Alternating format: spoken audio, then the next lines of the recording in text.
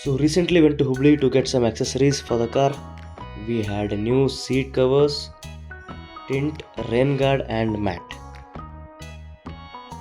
Driving down the highway back to the hometown, I felt some of the vibration and instability of the car.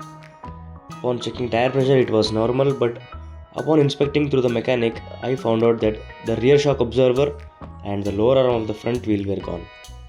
So we had to install the all 4 shock absorbers newly and the lower arm for the front 2 wheels. So I went back to the hometown with a share taxi and of course the legendary KSRTC bus. After 2 days I was informed that the car was ready, so I went to get the car. I called my uncle to do a test drive. While me and mechanic were chilling in the back seat, my uncle was trying to find a silly mistake through every possible way. But luckily he got a mistake that the link rod bush was damaged. But it was not available in the market, so we were assured to deliver it by tomorrow. So we had some delicious lunch and I went back to my relatives' home nearby.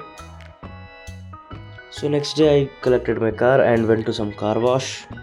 So now it's all ready, performing very smoothly, very stable and racing every car present on the road.